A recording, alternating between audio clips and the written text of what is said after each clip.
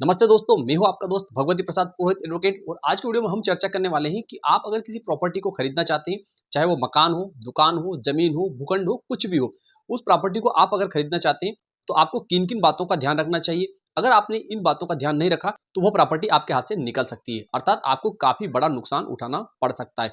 तो इस वीडियो को शुरू करने से पहले मेरा आपसे निवेदन है कि आपने अगर चैनल को सब्सक्राइब नहीं किया तो चैनल को सब्सक्राइब कीजिए, बेल आइकन को प्रेस कर दीजिए और इस वीडियो को फटाफट लाइक कर दीजिए, क्योंकि इस चैनल के माध्यम से आपको मिलती है सरल और आसान भाषा में कानून की नई नई जानकारी।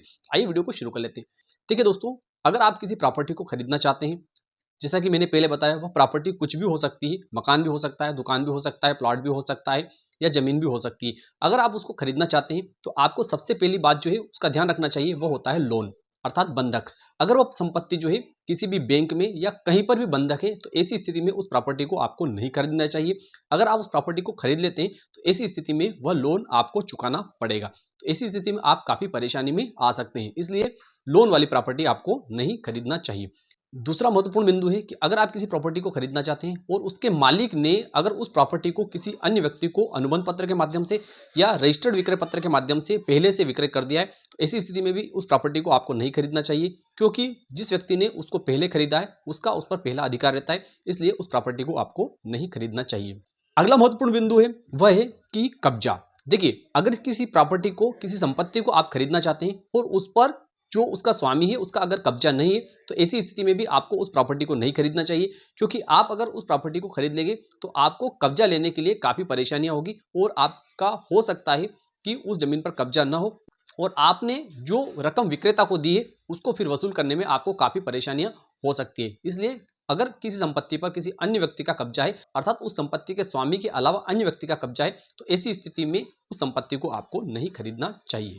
अगला महत्वपूर्ण बिंदु है कोर्ट केस। देखिए दोस्तों, अगर किसी संपत्ति के संबंध में कोर्ट में अर्थात न्यायालय में किसी प्रकार का कोई दावा या कोई विवाद चल रहा है तो ऐसी संपत्ति को भी आपको नहीं खरीदना चाहिए, क्योंकि अगर आप उस संपत्ति को खरीद लेते हैं तो हो सकता है कि जिस स्वामी ने उस संपत्ति को बेचा है उस स्वामी के विरुद्ध अगर उस दावे में फैसला हो जाता है तो ऐसी स्थिति में आपके द्वारा जो रजिस्टर्ड विक्रय पत्र आपके पक्ष में करवाया है उसका कोई औचित्य नहीं रहेगा और वह अपने आप में निरस्त हो जाएगा। इसलिए आपको कोर्ट केस वाली संपत्ति को भी नहीं खरीदना चाहिए।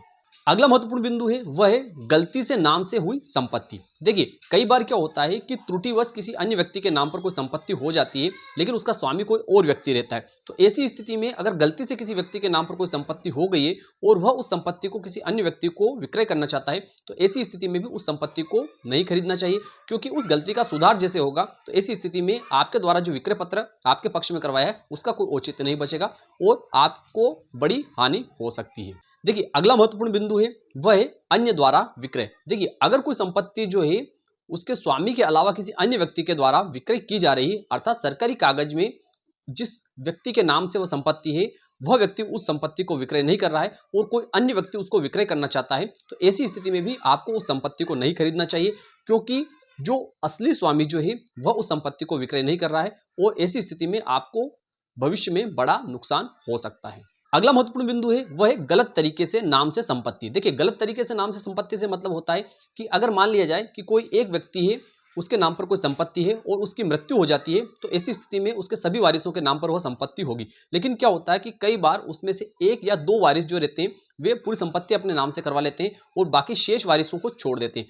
तो ऐसी स्थिति में जिन वारिसों ने वह संपत्ति अपने नाम पर करवाई है उनका उस संपत्ति पर पूरा अधिकार नहीं रहता है और उनको पूरी संपत्ति विक्रय करने का अधिकार नहीं। अगर वे लोग जो है पूरी संपत्ति को विक्रय कर देते हैं तो ऐसी स्थिति में खरीदने वाला व्यक्ति जो है वह परेशानी में आ सकता है। इसलिए आपको किसी भी प्रॉपर्टी को खरीदने से पहले बड़ी सावधानी से उस प्रॉपर्टी को खरीदना चाहिए। तो मैं विश्वास रखता हूं कि आज का वीडियो आपको अच्छा लगा होगा। अच्छा लगा हो तो इस वीडियो को लाइक कर दीजिए, अधिक से अधिक लोगों तक इसको शेयर कर दीजिए। फिर मिलते हैं अगले वीडियो में, तब तक के लिए जय हिंद, जय भारत।